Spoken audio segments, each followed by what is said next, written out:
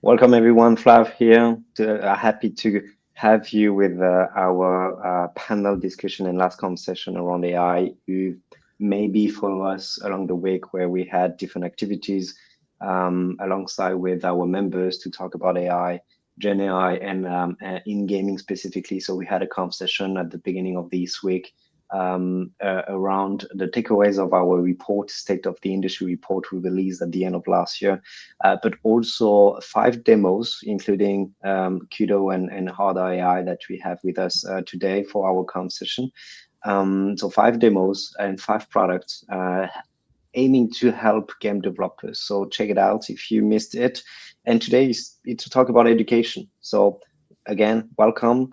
It's not just about AI technology, but about the massive challenge of educating an industry that is deeply conflicted about using it. We are here to answer a single question: why is it so difficult to educate game studio on Gen AI? Or it might not be. We will figure that out. Although the data give us different reasons, which will form the basis of our conversation. Like we are educating through a trust gap first. Studios have adopted these tools, but developers now view them as having a net negative impact. So we're going to try to understand that with the speakers and how they feel about that. How do we educate teams on utility when a third of the rooms believe the technology is actually harming the profession? And we're going to try to battle the ethical paralysis. Like as fear is the dominant emotion, is not.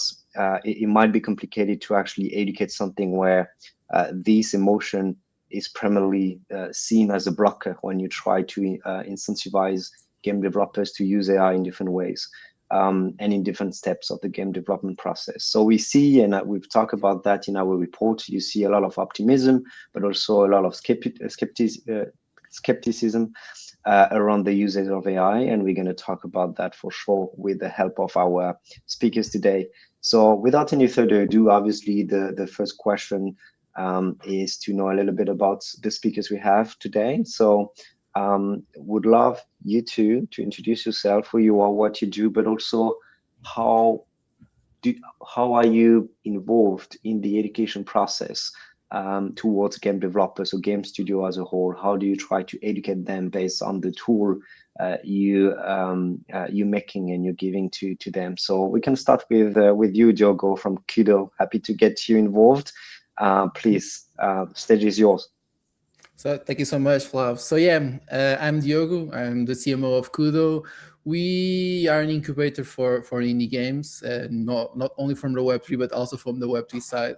And the way we see this is we want to give them the tools, not only through the AI playground that we have on our platform, not only the tools to actual game developers that already know how to develop games on the I think we can call it already traditional way, but there is an also new way to automate with using Gen AI.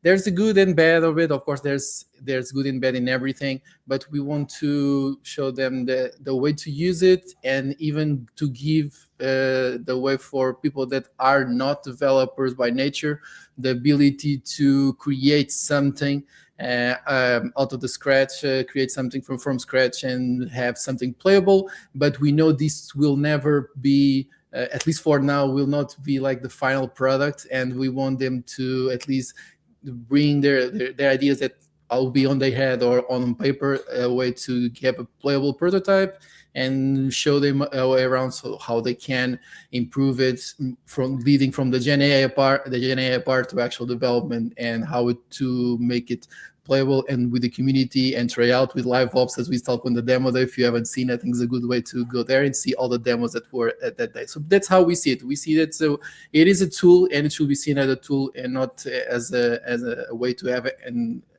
a short route to success.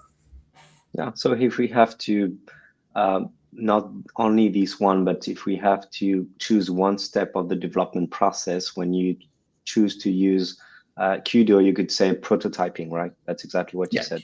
That's our main focus. Awesome. Prototyping ideas. It should be the main way that you do it. Prototype 10 ideas. It's better than you can only prototype 2, you test it, it doesn't work. Well, about prototyping 10, 20, 50, and then you see that the idea that you should focus all your time into it, especially for smaller teams and solo developers. This is a game changer.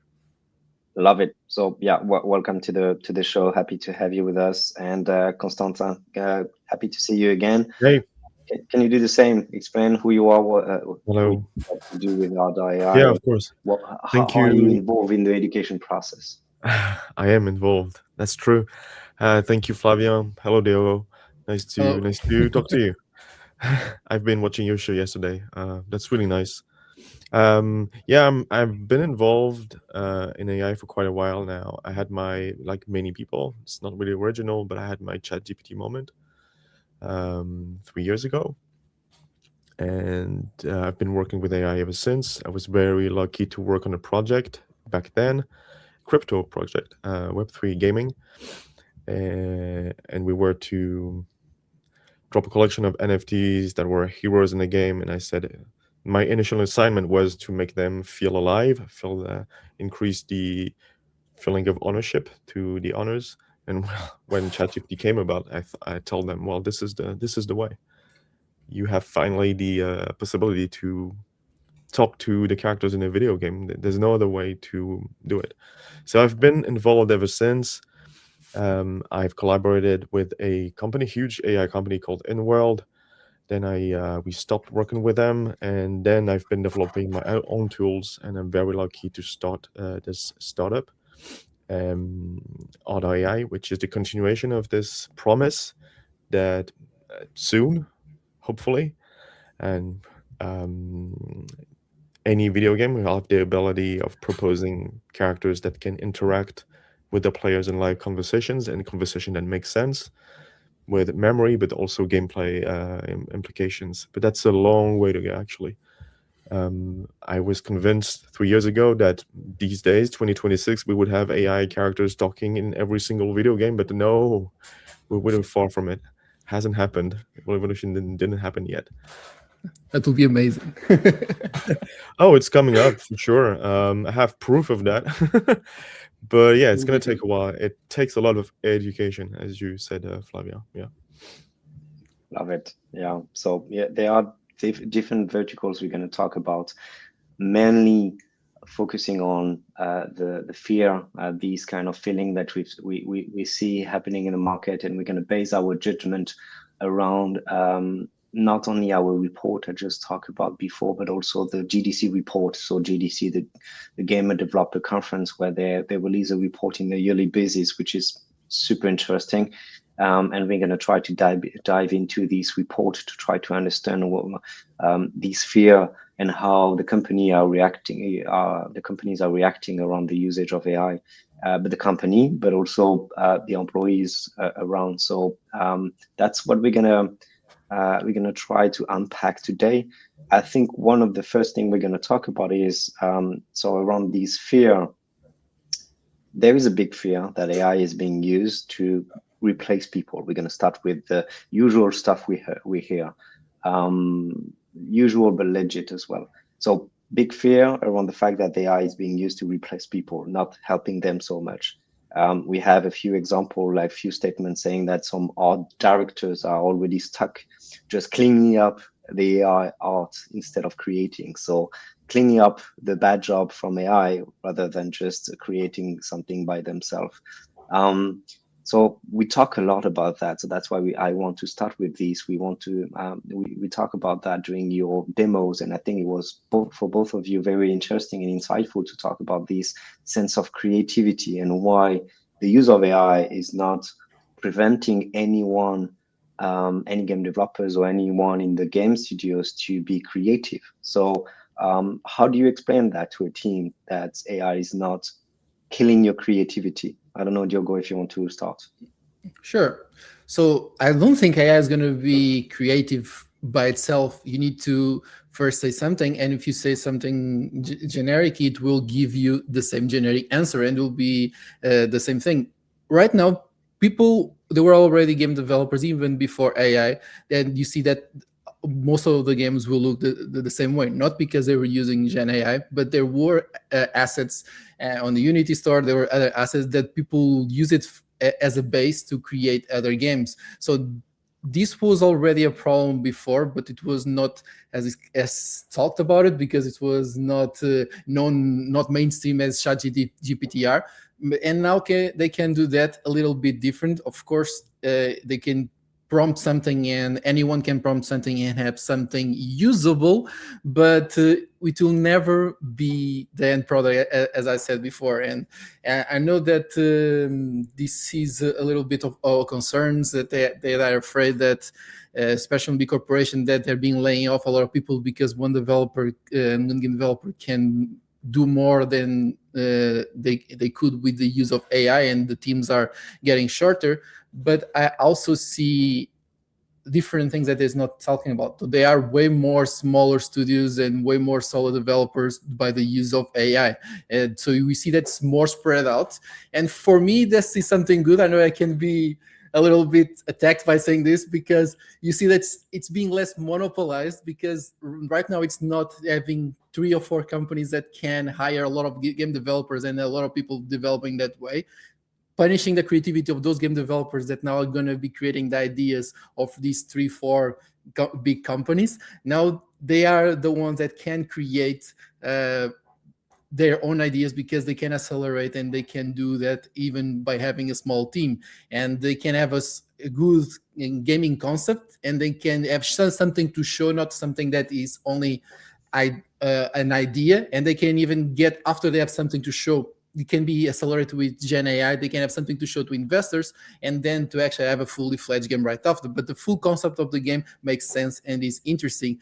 That's why I'm really, really happy that that the French studio that won the Game of the Year was not the one that we are all known for. And it was something that, yeah, there are rumors that they started with ChatGPT or other AI generators to start the first concepts. But trust me, no AI can do a game with the quality that they have. So they can be used as Gen AI accelerated, but will, at least for now, and I don't want to say the future, but the quality, the creativity, the storyline of everything, ChatGPT will never do something like that, and it's on the gaming side. So yeah, I'm really happy. But yeah, it is a problem, but it's also an opportunity on a different end. So this is why people are being fear in terms of that. And I don't think we'll limit the creativity. I just think it will limit the creativity for bigger corporations, because they will know that a lot of people can do that requires a lot of automated process, but it will expand the creativity of people that lack the tools to make their ideas come true, and they will be able to make it more easier, and will be more spread out. And I'm happy for that. But of course, I know that it's double-edged sword. Yeah, I love it. I saw you nodded quite a lot, Constantin. I tend to move a lot in meetings. Sorry. Which is fine. I'm happy with that. Sorry. I'm like a cheerleader. Yeah. No, I can only piggyback on this. Sorry.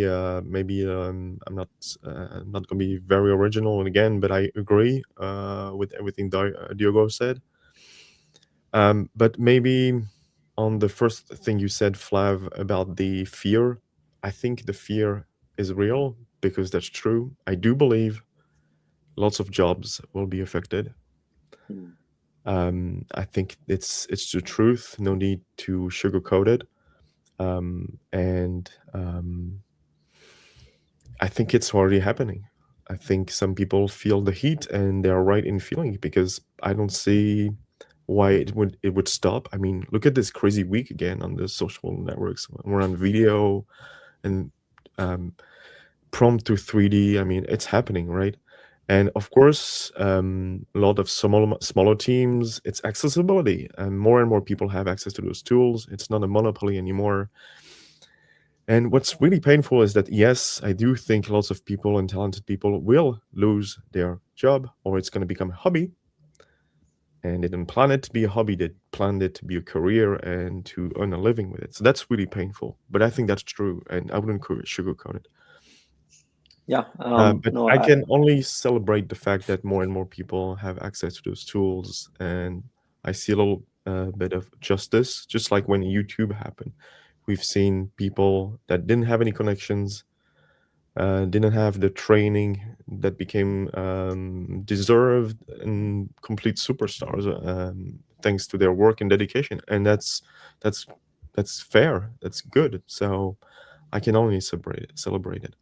And I'm gonna play the old man here, but I've been there. My old dream job was to review cinema, review movies, and make a living out of selling reviews, because that used to be a job in magazines. People made livings out of it. It doesn't exist anymore. No one buys printed press anymore. It doesn't exist, and no one makes money out of it. It's become a hobby. So I've been there once. Life repeats itself. So, but based on Yeah. your objective to so we've learned about other AI and how you supercharge and empower the ability for any game studios to define your law, and make it credible, comprehensive, and have many connections you would like to build. And when you actually having this conversation where also it's a reality in terms of losing your job in the gaming industry, but you coming with the AI product, how do you play with these cards when there seems to be a dichotomy between what's happening and how you could help them? Mhm. Do you want to go, Diogo, or is it for me? Or You can It go. is for you You are, first. you are on the roll. You are on the Ah. roll. You keep it Yeah. going. No. Well, for me, it's very simple. I'm a narrative designer. I've been a narrative designer in games for 12 years. So I did everything: Facebook games, mobile, console, crypto. So I've been there, done that a bit. So for me, as a storyteller in the game industry, that's really easy, because for me, AI allows us to do new things we couldn't do before. So that's the real value here. The fact that Right. you think you can replace army, I mean, it's true that instead of having a writing room of 12 writers, one person using our tool, for example, could be supercharged and be a whole showrunner and replace an army of writers. But then again, as Diogo said, AI cannot figure out Expedition 33 by itself. You need some people creative to put in the right inputs. And second, making characters capable of answering a player world building as a background is impossible. It's humanly impossible. You cannot have an army of writers working 24/7 behind computers, answering messages, knowing the story, and answering players' life. That's humanly impossible, and AI allows us to do that. For me, that's quite easy. I sell a new way to drive stories in games that was impossible before. So I have the easy part. If I were to sell a solution that, like we see mainly, like chat to 3D assets, that's another story. They are replacing jobs. I mean, let's not sugarcoat it. That's the truth, right? Or even code. I mean, cloud what do you code is think, Diogo? replacing some programmers. That's the actual truth, right? On my side, I think, well, I see AI more as a junior role, if I could say like this. Like, I expect AI and I delegate a lot of stuff that I feel like I will delegate to someone in a junior role. Or I'll say, like, if I need to do something, I don't know, I need to prepare a campaign, but I know it needs to have this, and this. I delegate the stuff. Like, I need to not organize because I see him as someone that is helping me, but it is juniors. And the way I'm saying this is, ideally, like, it needs to be a campaign that runs from this to this. It needs to have this, and our target is this, and our segmentation audience is this, and he's gonna give me something. And I know that he's junior. He's not gonna be doing better than what I will be doing. So I need to review it and optimize it in a way, the same way as I would expect if someone junior will create a campaign for me that doesn't have an experience or doesn't have the knowledge of doing campaigns before, or even to doing games. I know that I need to review it and I need to optimize it, and I need to give it my own touch. But this is how I see it on a lot of different roles on my day-to-day with QUDO.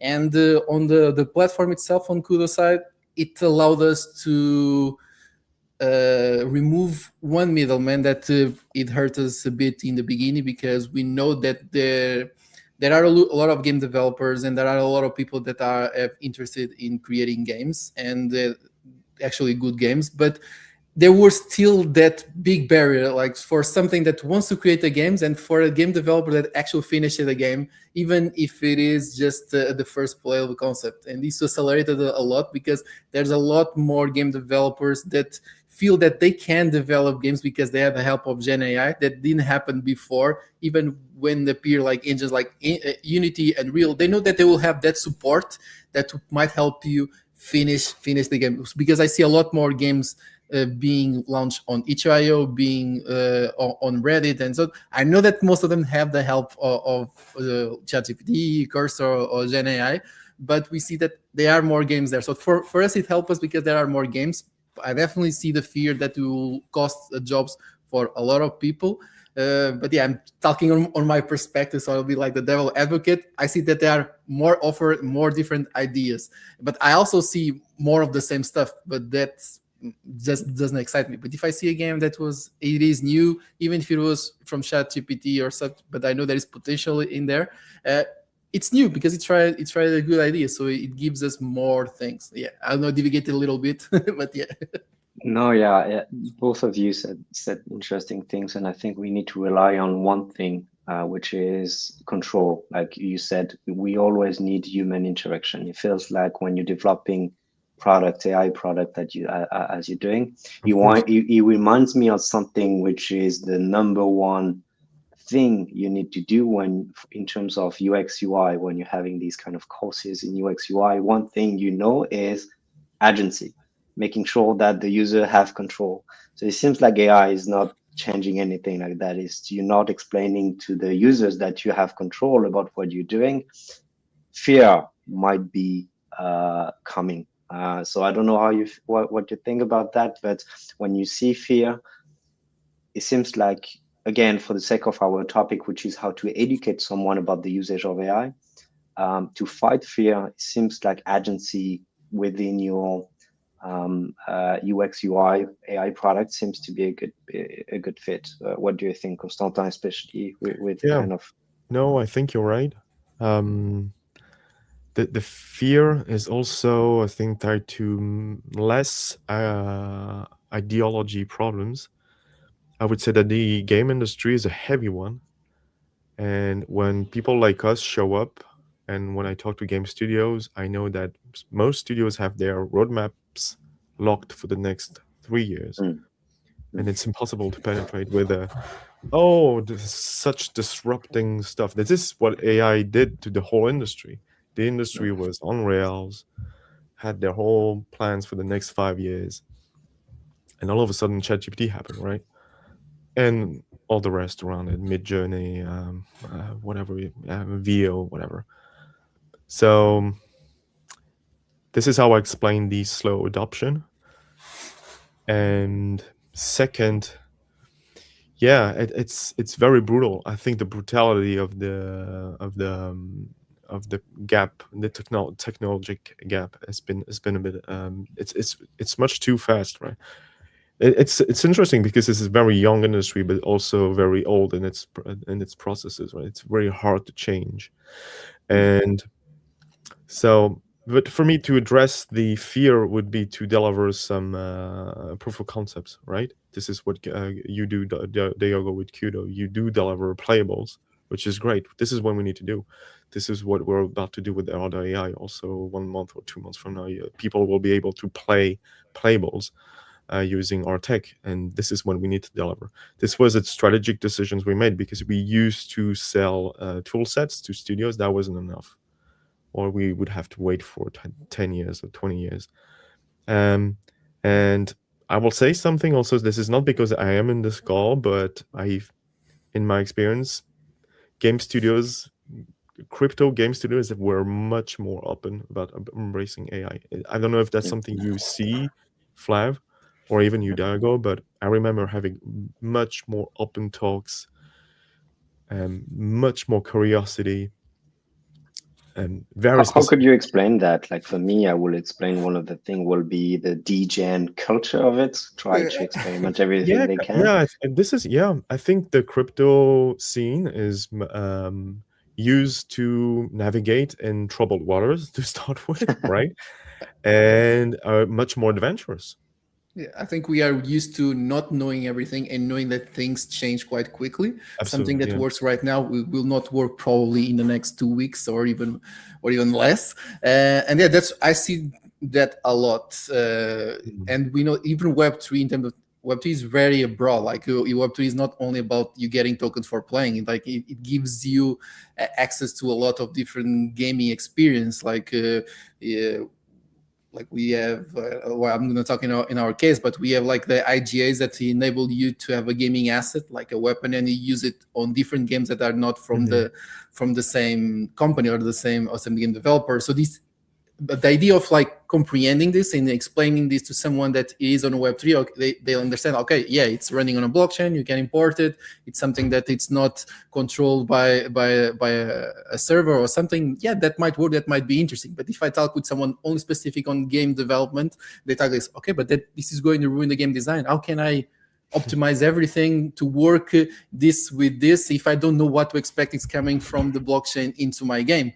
The Web3 side of things says, okay, it's amazing. People have the liberty, the creativity to create user-generated content. Even if it breaks the game, it will be a fun experience and we can explore around it. I just need a field to bring my assets there. But if you are turning the game developer side, no, this will ruin the whole storyline, the whole thing that I've imagined from here to here. But if you're going to see the games that have more success are the games that are bringing more user-generated content. So one thing kind of destroys the other thing. Like we see Roblox, we see Fortnite, we see Minecraft, even the new game that I'm trying to remember the name, but I have it here. I think it's launched yesterday. The group allows people to create these experiences, which is the Hightail. Actually, it is really good that they are the ones that have more success, the one that allows the users to not have like a straight line what they need to do, a linear story or a linear playthrough, but they need to bring more stuff, and it brings more repeatability. That's why I see more Web3 parties used to this, with that a lot of different experiences while being the same environment, the same, but people can bring a different experience depending on what's trending, even memes and such, and people are used to that. But on the gaming side, pure gaming side, they are a little bit close on this because the AI can also change a little bit, not be controlled by them, because I've heard that a lot. For now, because they have a 3 years plan. Yeah, 3 years plan. I don't know who actually completes 3 years plan. In my mind, I have like the starting point and the end point. But I don't do more than 3 months plan because I know it's not going to happen. At least from us on the Web3 side, it's impossible. Things appear, things change. No, definitely. You cannot say what will be the price of Bitcoin in three years. I don't get it. I see a few use AI, for sure. I see a few comments on YouTube specifically. Thank you guys for joining. I will try to address. I see a few questions, or at least some comments on that. So if we have a time, I will address that to the speakers. But I appreciate the feedback I got here. So for you two, let me just share my screen and show you something interesting. So this is the one. So interesting thing is, so you have it here. A question from GDC, as I said, GDC, the biggest gaming conference, does in a yearly basis a report. And one of the questions they had was, are generative AI tools used at your company or department? I use them for 36%. No, we have no interest for 27%. Some of my colleagues do. No, but we interested. Don't know other. So you see kind of the pattern in terms of the adoption of AI within a company. But it's interesting to see that 36 plus 16. So you may say that if you put 1 and 1, half of the studios use AI or seems to use it. But interesting other thing you see is more like that on your left. When you ask the question, what impact do you think Gen AI is having on the game industry? 30% said it's negative, having a negative impact. It's more than 2024, which is kind of crazy, maybe because the technology is evolving very quickly. So it's interesting to see that the report shows that half of the studios use AI, but when you ask developers, they said for 30% of them, it is bad for the industry. So question for you, how can studio teach the teams to use these tools without ignoring the anger, the fear that the developers can feel? Go ahead, Constantin. I feel like you have a take. Well, first, AI is everywhere. It's hard to not use it. I think everyone uses it, even to ideate, even translate some documents. I went back to writing more French, for example, and I tend to write less in English. So that's a use of AI. It's a minimal one, but that's one. It's going to be a tough one for decision makers and stakeholders. I think they will want their executives to use more AI. But yeah. So you feel like it's the opposite. Like you feel like it's the executives who may fear AI rather than the developers, or when you try to engage with them? I think they are in fear because what I said, it's bad for the industry, of course, for the industry. For the good, for the quality of games and the variety and accessibility, it's excellent. It's such good news, like Diogo said earlier. For the industry, that's pretty bad, right? Because more and more people have access. The cost barriers are down. The knowledge barriers are down. It's bad for the whole ecosystem of the industrial of making games, right? So specifically for the industry, that's pretty bad. I always have this formula. It's a bit provocative, but yeah, I think game making will go from industry to hobby. I really believe that. I think the industry will be around the IP owners, meaning who owns what. And you see Disney making deals with OpenAI, and they're not stupid. They know what's going on, right? They know that people won't stop at making slop based on Marvel and whatever they own. I don't care. I don't know. Star Wars, I think we'll have AI slot based on Star Wars forever. So instead of trying to block the process, they trying to wrap a business deal around it. So this is still a strong position, and I think they're really smart and ahead of their time. But for the industry, yeah, I think it's terrible news. What do you think, Diogo? Do you share the same belief? I'm a bit provocative here. I don't necessarily think 100% what I just said, but yeah, anyway. I share, but I also find it interesting that I see a lot of similarities on people, the thought in AI first from the gaming industry, that what we have seen from the Web3 industry. Like when I started in Web3 like 6 years ago or something, everyone was talking a lot that it is a future, it is really good, but when it was still hard to generate a project, a contract, and then deploy it, and to actually make it really successful. And I think that's why first the graph that you showed, that people were saying that AI is having a good impact. I think it was 2024, and now they are saying that the opposite, because it makes it so easier that anyone can generate something and launch something, that it creates a lot of noise. And we've seen this with Web3 gaming. Like initially there were good games, even though the business model was not sustainable. There were fun ideas, there were fun implementations of the tokenomics and the smart contract and so on, but it made it so easy for anyone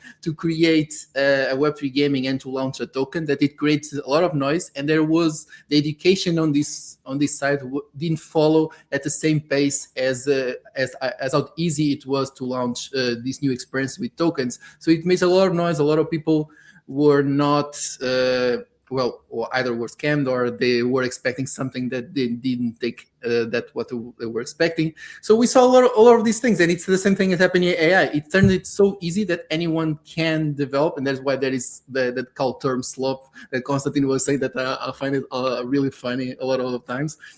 There is a lot of things, there are a lot of noise there that people sometimes don't reach to the actual stuff, because the noisy things are the ones that come up to your mind. And if I go to my Instagram, a lot of noisy stuff, like people using Gen AI, a lot of memes saying this is why the RAM is now so expensive because people are doing these things. So people have like a bad feeling about AI. The same thing I see with Web3. People, every game is about tokens. They are good project. They are good AI project. They are good Web3 project. But it's so easy to now launch something that it makes it hard to find these gems within. So I think once the education keeps up the pace and people know, okay, this is just one more thing, it will not be as viable as it is right now. But that's the course of everything.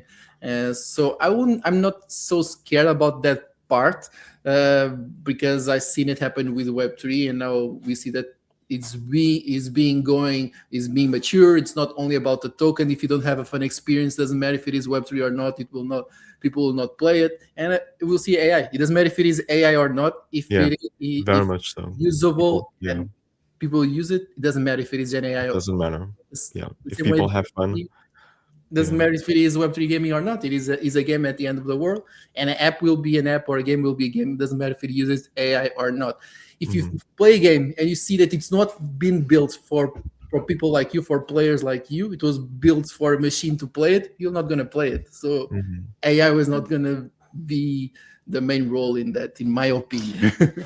So because Constantin is provocative, I will be too, for you too.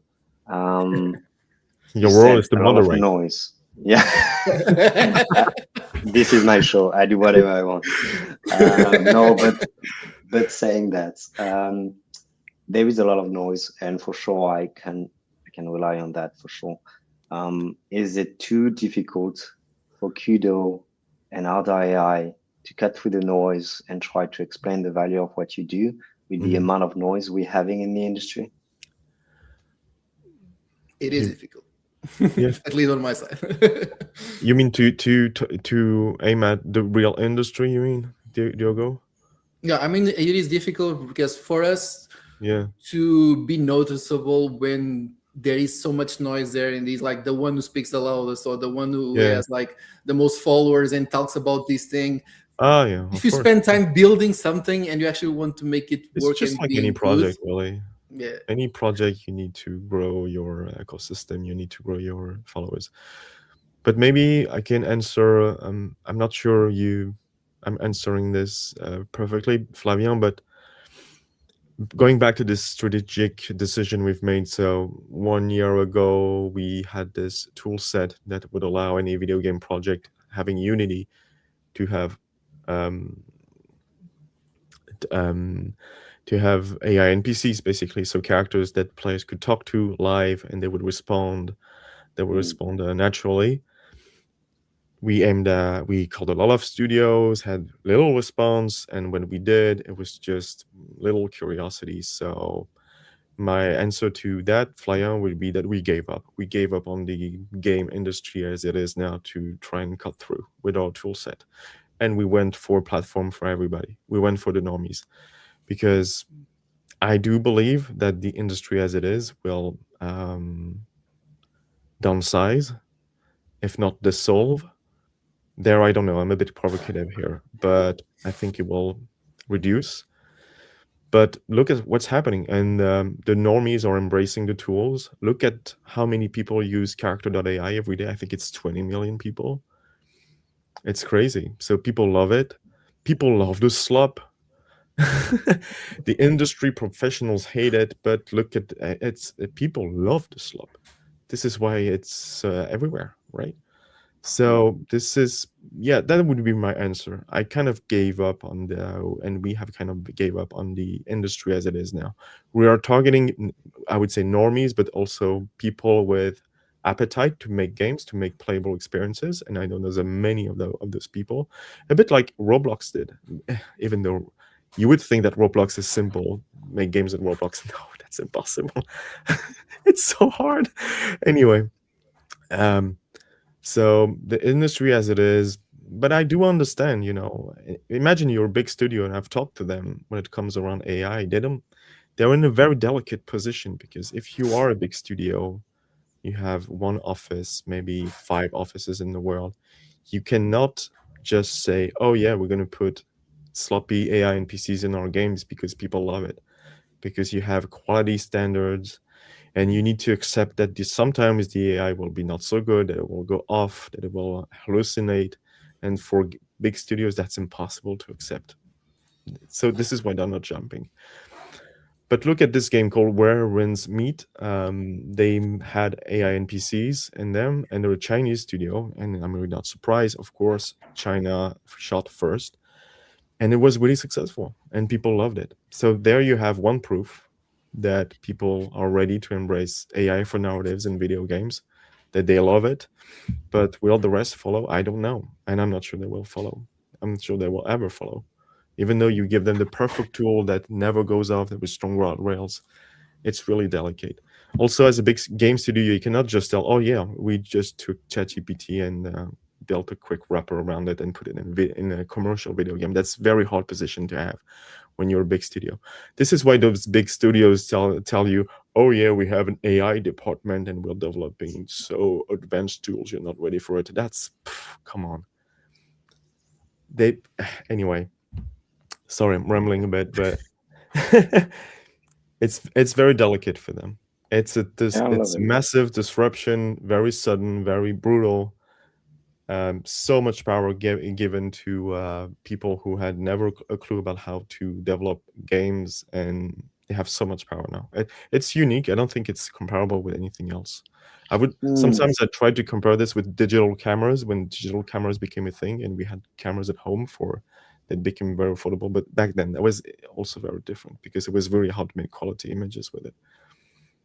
It's definitely different from the adoption of blockchain within the gaming industry based on what you can do with the technology and the fast pace of adoption of this technology, which is very different from blockchain for sure, and no lie around that.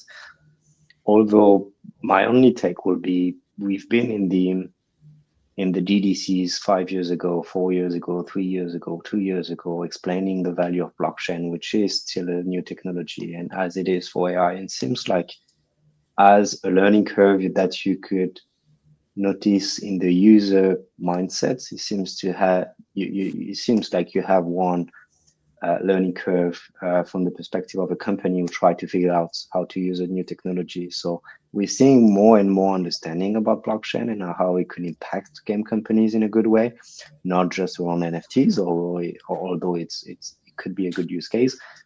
So I do understand your point, and I do agree with a lot of what you said.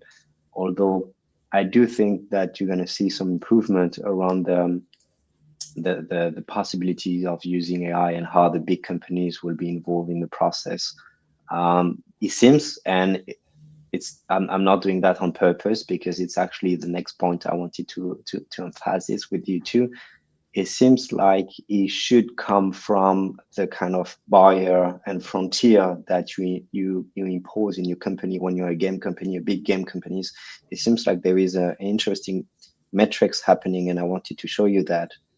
Let me just bring it again, which is around a company policy. Do you have any company policy around generative AI, which could be positive for the technology, but could be negative as well? Like, do you want to use it? Do you don't use it? So I feel like having those policy might help those game companies to put some fences about what they should and what they can do, but still try to welcome the technology. So let me just show you that quickly. I think this is it. Yeah, so when you look at it, the question they had was, what's your company policy on generative AI tool? And they are optional, which means there is a policy. Gen AI is optional, or you don't have no policy. We're not allowed to use any. Select tools allowed, others not. They are mandated, or I don't know. So you still see some positive aspect that AI is seen as an interesting technology, but the companies are putting some fences to kind of explain how to use it and where to use it. So do you see that as maybe going to you, Diogo, not just because you are the only optimistic on the table, but how do you see that happening? And obviously, Constantin, give me your opinion about that. But do you feel like the definition of those fences might help you as an AI product to sell the benefits of what you're doing, because you're going to try to go inside those fences? I think it is important to have a policy in the company so that they know what is the use of the AI or generative AI. If you're going to use it only for automation because they still want to rely on having their designs and their art doing manually because they don't want it. So I think it needs to be the same way it needs a policy for that, the same way that we have like the vision. I know most of people don't care when someone enters on a company, they say, okay, this is the vision of the company, this is how we want anyone in the company, when they use the hat of, like, for example, when I use the hat of QUDO, this is how we think about the gaming industry, how do we think about AI, how do we think about Web3. When I remove the cap, I have also my own opinions, but when we are together as a team, we are pursuing a certain goals, and we need to make sure that we are all aligned to the same end goals. And the policies come through, like we want to leverage AI to either increase automation to make it sure that we reach the end goals, but on the art style, we want to keep it manually without the use of AI, because we want this is how we want it. Doesn't matter what is the reason behind it. We want to keep it like this way because it gives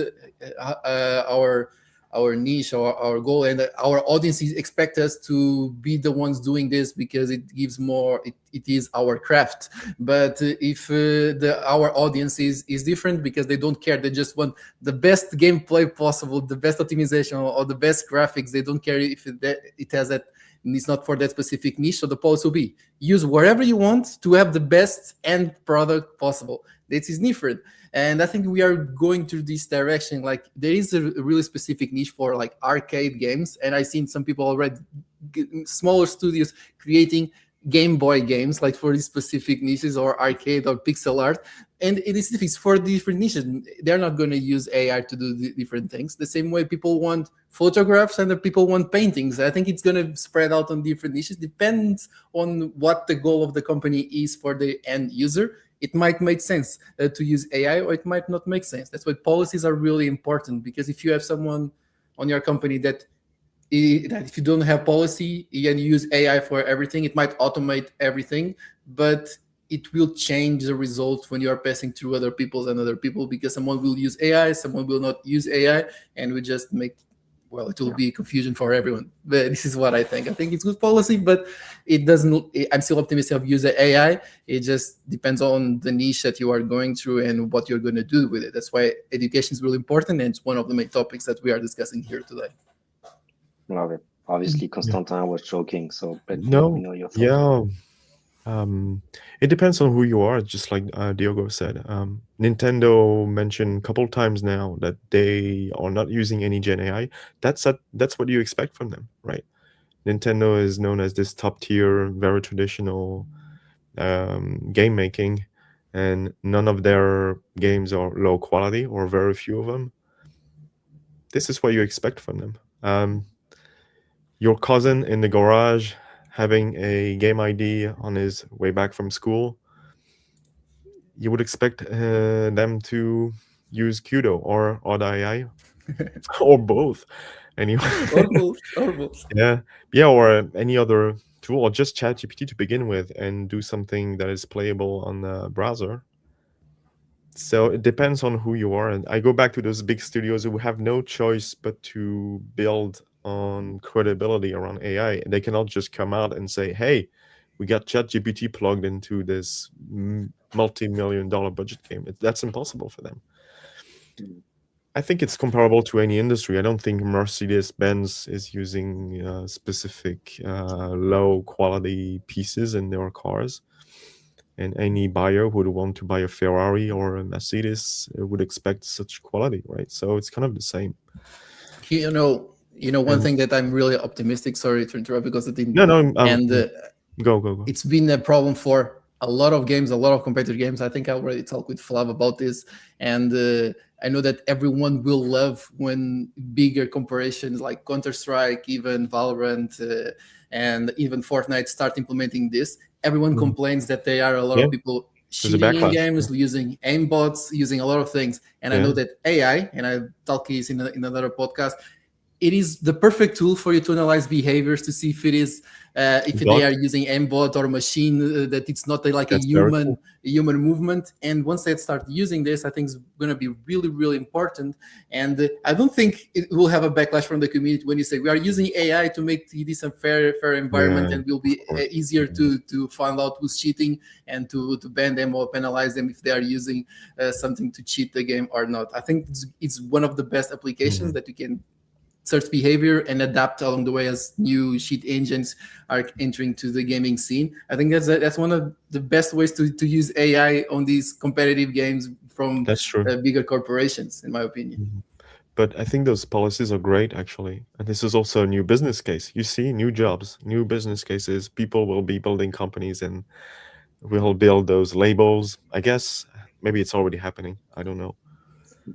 Seal of quality for such titles, which is great, actually. I don't know about games. I'm very much more tolerant in games, but books, for example, I don't think I could read a novel that is 70% written with AI tool assisted.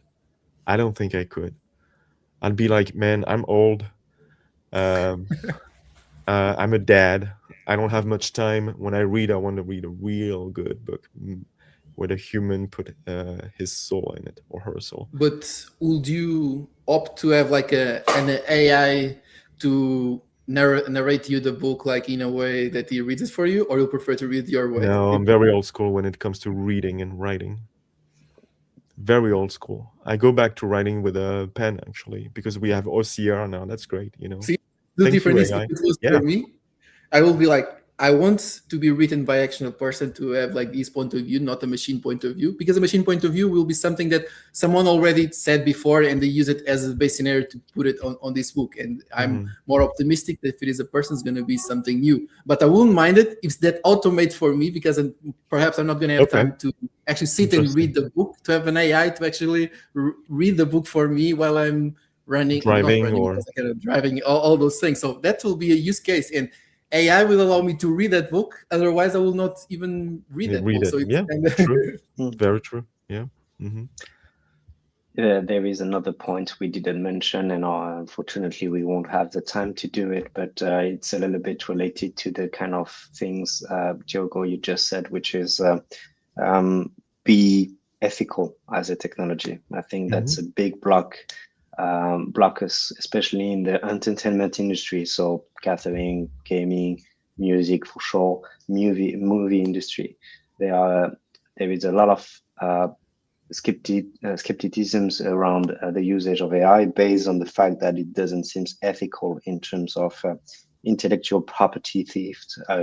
And that's something interesting to follow up on, because why are you going to use an AI? Exactly what you said, Diogo. Why are you going to use an AI where you feel like it was trained by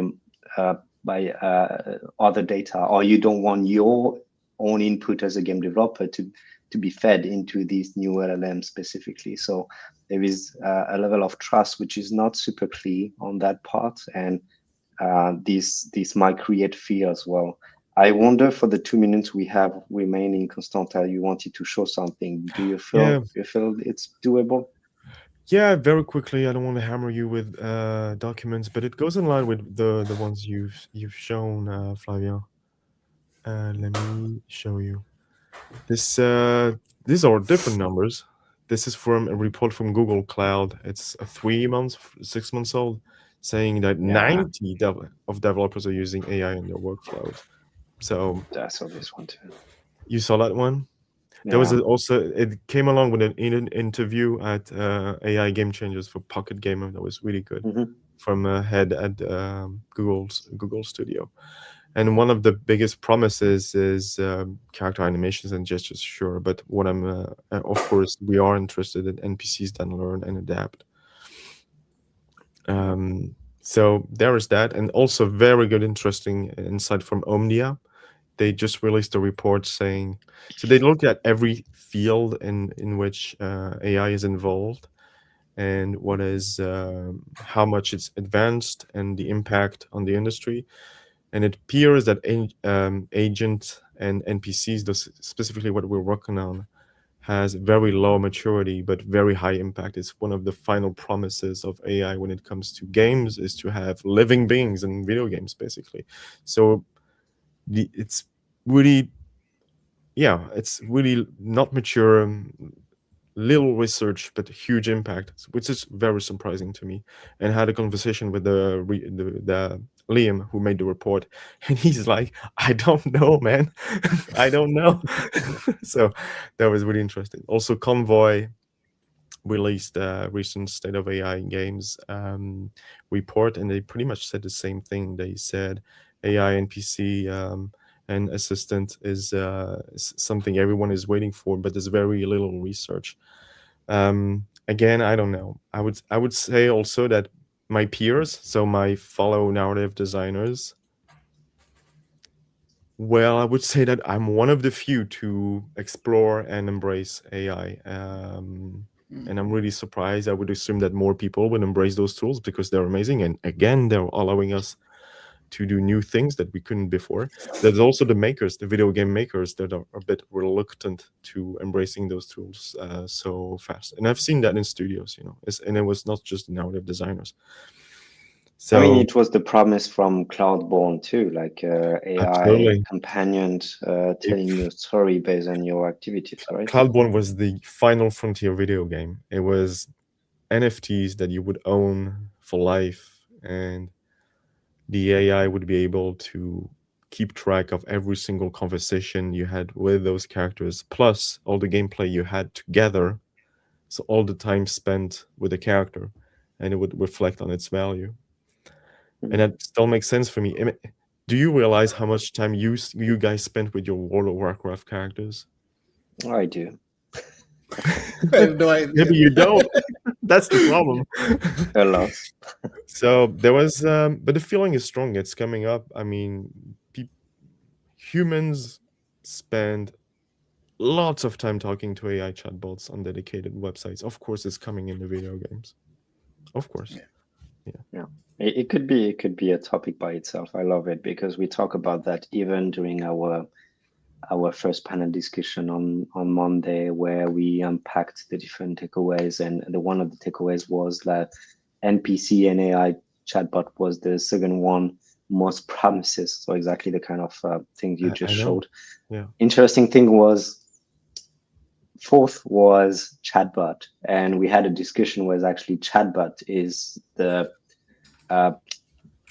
NPCs, AI agent is the next evolution of chatbot, and not something you could actually compare with. So, I do think we should dedicate a conversation around that. I would love that. Yeah. I know everything. I mean, all right, guys. No, thank you. Go ahead. Finish your thoughts. No, I was just going to mention the company I used to work with on Cloudborne and World. They were leading this venture of AI NPCs in video games. Okay. And they were struggling. I do think we need to have a dedicated chat around that. Yeah. And I do know as well that Diogo is need to be in another place sometimes in a few seconds. So thanks again, guys. It was next time we're going to have this conversation on this interesting topic. But I do think it was a very wishful conversation around education based on your input. So thanks a lot for that. Like a lot of input, a lot of insight, and I think it's interesting, and I think it's going to be interesting to see what's going to happen at GDC, where we will be in terms of how we feel, what emotion we feel. Is it fear? Is it excitement around AI? That would be interesting to level. So thanks again, guys. I really appreciate that, and I wish you a very good end of the day. Have a good day. Thank you, Flav, Diogo. See you next time. Bye bye. Bye bye.